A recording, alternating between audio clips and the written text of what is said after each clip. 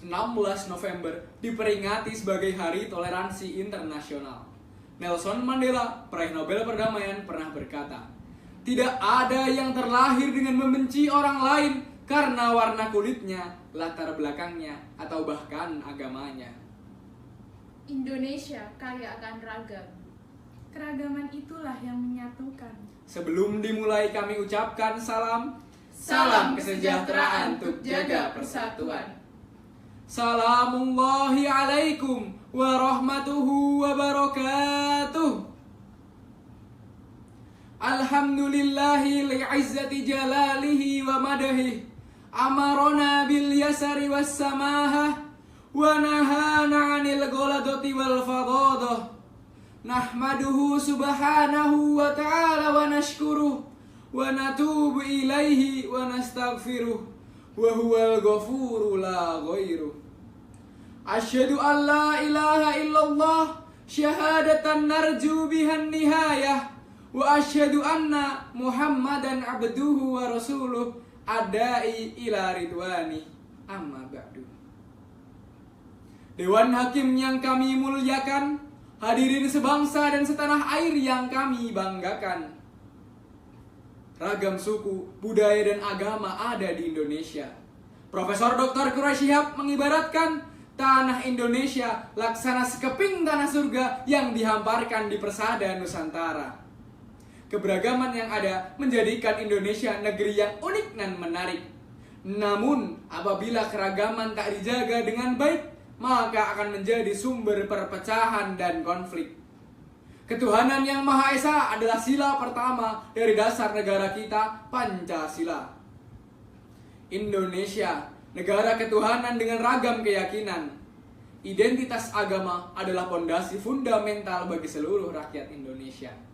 Sebagai pemeluk agama mayoritas di Nusantara yang luas, kita harus bisa mengenali dan memahami konsep-konsep toleransi untuk menghindari konflik yang mengancam Bhinneka Tunggal Ika.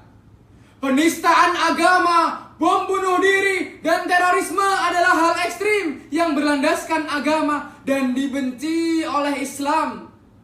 Lantas, bagaimanakah upaya toleransi untuk menjaga keutuhan Bhinneka Tunggal Ika? Sebagai jawabannya, implementasi budi pekerti luhur dalam ambivalensi masyarakat multikultural akan kami sampaikan pada kesempatan yang berbahagia ini dengan berlandaskan surat Ar-Rum ayat 22. A'udzu billahi minasy syaithanir rajim.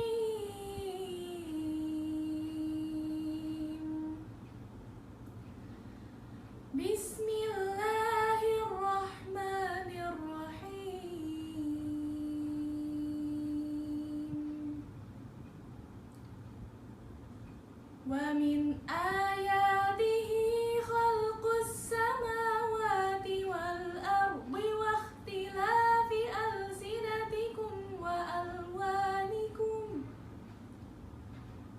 Inna fi dzalika laayatin lil alimin. Shadaqallahul azim.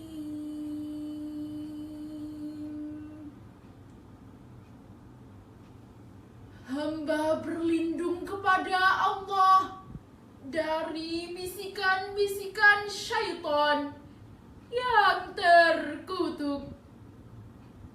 Dengan menyebut nama Allah yang Maha Pengasih lagi Maha Penyayang. Dan di antara tanda-tanda kebesarannya ialah penciptaan langit dan bumi, perbedaan bahasamu dan warna kulitmu. Sesungguhnya pada yang demikian itu benar-benar terdapat tanda-tanda bagi orang-orang yang mengetahui. Maha benar Allah dengan segala firman-Nya.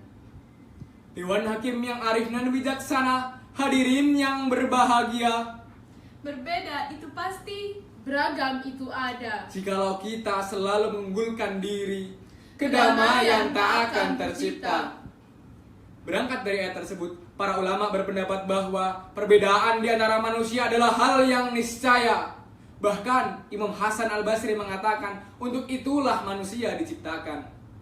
Nabi Muhammad SAW bersabda kepada Abu Dzar, انظر فإنك ليس بخير من أحمر ولا أسود إلا أن تفضله بتقوى. Lihatlah, tak seorang pun di antara kalian yang lebih baik dari mereka yang berkulit merah atau mereka yang berkulit hitam, sampai kamu semua dapat mengunggulinya dengan takwa. hadirin sekalian, apabila kita merefleksikan antara keberagaman yang ada dengan keadilan di Indonesia tercinta, marilah kita melihat dasar negara kita, sila kelima. Keadilan sosial bagi seluruh rakyat Indonesia. Para tokoh terdahulu sudah mengkaji perbedaan yang ada dan menjadikannya sebagai sumber kekuatan dan potensi kejayaan bangsa Indonesia dan merumuskannya dalam Pancasila. Apakah keadilan itu sama rata, sama rasa? Apakah keadilan itu sejalan dengan fakta? Tidak, hadirin sekalian. Aristoteles, filsuf Yunani, pernah berkata, adil adalah memberikan sesuatu kepada setiap orang sesuai dengan apa yang menjadi haknya. Makna dari kata adil sendiri adalah segala sesuatu yang terpuji yang letaknya pertengahan, sebagaimana Ka'bah yang terletak di tengah-tengah bumi. Lantas, bagaimana keadilan dalam bingkai Islam? Marilah kita simak surat Al-Mumtahanah ayat 8 berikut.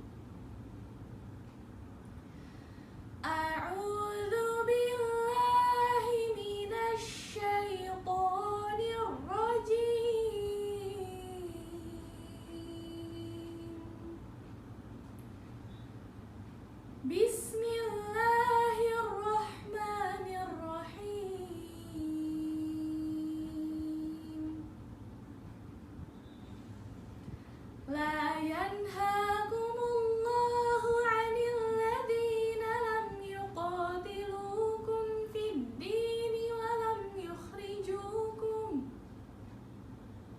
ولم يخرجوكم من دياركم أن تبروهم وتقسطوا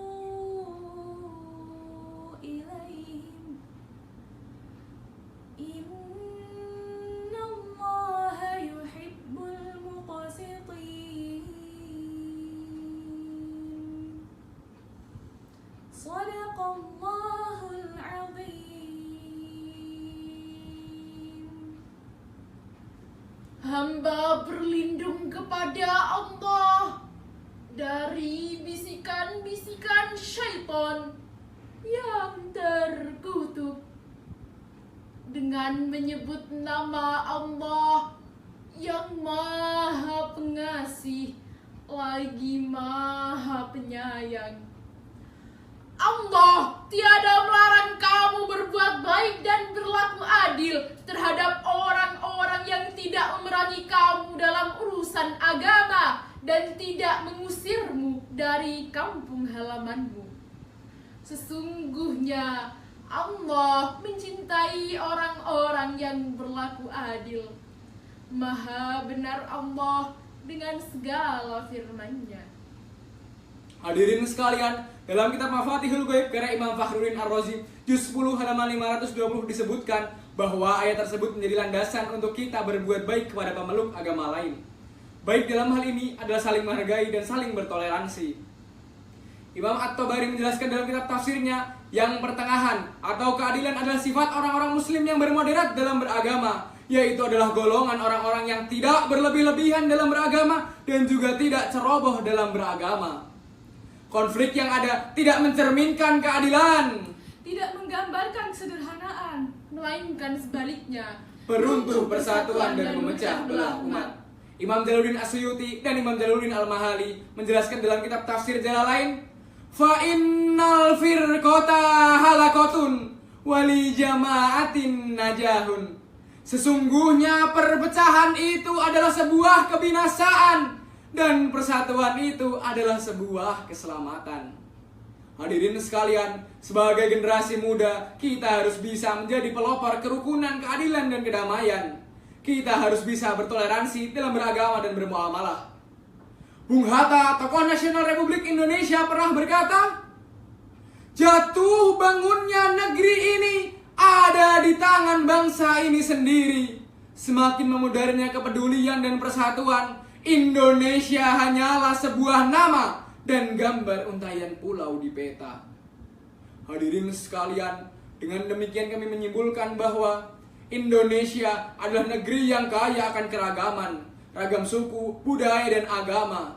Sebagai pemeluk agama mayoritas, kita harus bisa berkomunikasi dan bertoleransi sebagai bentuk implementasi dari moderasi. Sebelum kami akhiri, perkenankanlah kami menyampaikan sebuah hadis Nabi Muhammad SAW. Al-insanu mahallul khata' wan nisyan.